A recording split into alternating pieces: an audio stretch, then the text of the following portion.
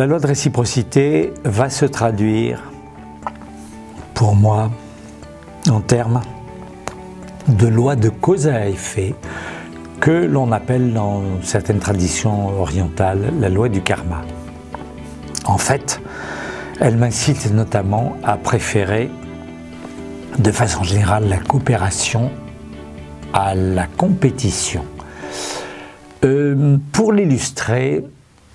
Pour illustrer l'importance de cette loi, je vais vous narrer une petite historiette qui nous parle d'une femme qui un jour part vivre dans une grotte pour étudier avec un maître spirituel. Ce maître, appelons-le le gourou, est connu, il vit retiré comme un ermite dans sa montagne. Elle vient voir ce maître ou ce gourou et lui dit « Maître, je souhaite étudier et apprendre tout ce qu'il est possible de connaître, de savoir. » Le maître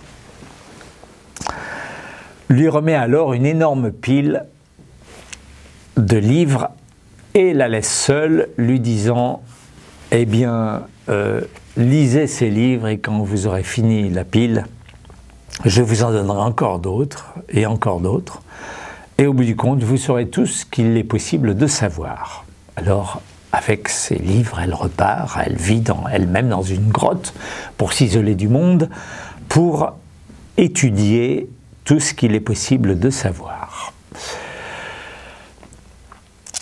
Et en fait, le maître lui dit « Je viendrai vous voir demain matin pour savoir où vous en êtes. » Et en fait, il venait la voir tous les matins. Il venait et tous les matins, il lui posait la question « Avez-vous appris tout ce qu'il est possible de savoir ?»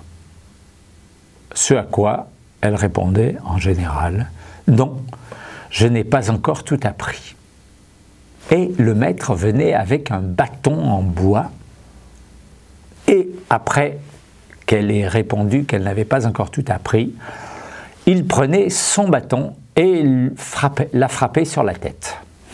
Et ceci se répétait systématiquement tous les matins et cela durait depuis des mois.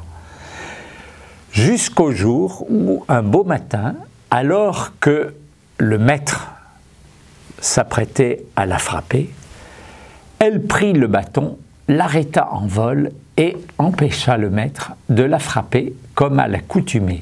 Et là, le maître esquissa un sourire et lui dit « Bravo, vous avez réussi votre examen de passage. » Surprise, car elle ne s'attendait pas à cette réaction, et craignant un piège, elle demanda au maître « Que voulez-vous dire ?»